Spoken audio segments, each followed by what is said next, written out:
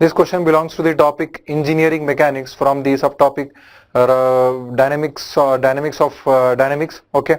So here is the question. A block P of mass 2 kg slides down the surface, has a speed of 20 meter per second at a lowest point Q, where local radius of curvature is 2 meters as shown in figure.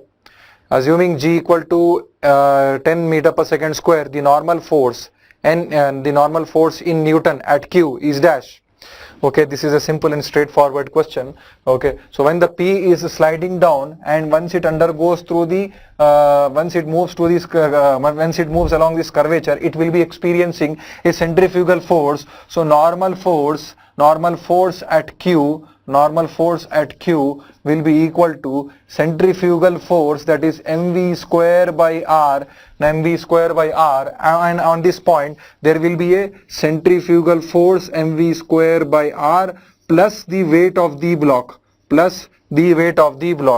Okay, so now here, that is mass of the block is given as 2 kg,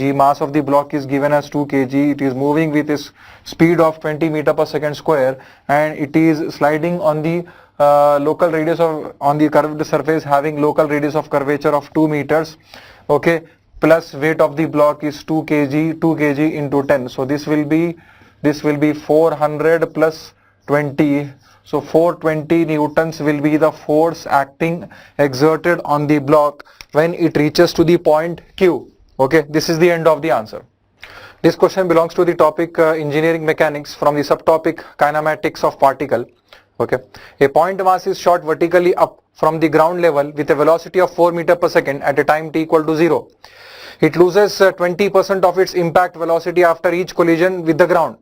Assuming that the acceleration due to gravity is 10 meter per second square and that air resistance is negligible, the mass stops bouncing and comes to complete rest on the ground after total time of dash seconds. Okay, so here the mass is fired with an initial velocity of 4 meter per second. Okay, so mass is fired with an initial velocity of 4 meter per second. So here, once it is fired, it comes and strikes the ground with the same velocity. Once it strikes the ground and it rebounds with a velocity of 0.8 times of the initial velocity. Okay, 0.8 times of the, or else it is losing its 20% of the velocity, and so on it continues and comes to the rest. So you are required to calculate what is the time duration. Let this be t1, and then again once again it is secondly fired, then this will be, it is being projected with velocity of 0.8 times of v. So this will be taking t2, and similarly then it will be 0.8 of 0.8 will be 0.64 times of v, and then say it follows the same pattern. Okay, so now here the velocity is given as 4 meter per second, and what else? Yes, the initial velocity, the time taken, that is t1, for the t1 span, it will be traveling with velocity, or that will be the time of flight. Time of flight is 2 times of v by g. 2 times of v by g will be the time of flight, or else let us say v1 times of g. Okay, so let this be v1 velocity. Okay, so now similarly velocity v2 will be 0.8 times of v1, so t2 will be equal to 2 times of this will be 0.8 v1 by g, 0.8 times of v1 by g. Similarly T3 will be 0.8 of 0.8 into 0.8, it will be 2 into 0.64 times of v1 by g.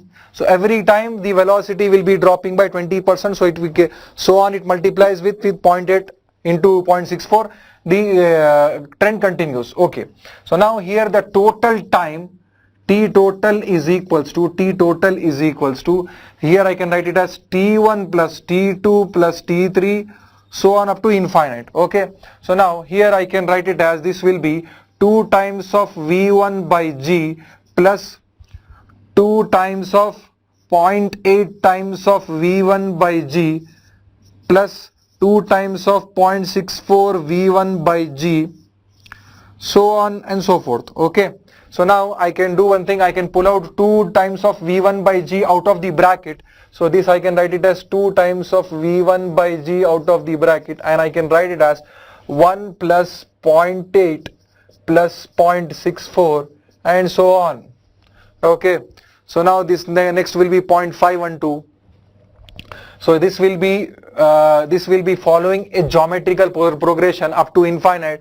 So summation of these terms will be will be first term divided by 1 minus that is ratio between the consecutive terms, that is 0.8, 1 minus 0.8. Okay, so summation of all these terms up to infinite will be this value, and next will be 2 into V1. V1 is equals to 4 by G is 10. So this will be 0.8, and this will be 1 minus 0.8 is 0.2. So this will be 4 seconds. 4 seconds will be taken for it to come to rest, which is matching with option 4C. Okay, so this is the end of the answer.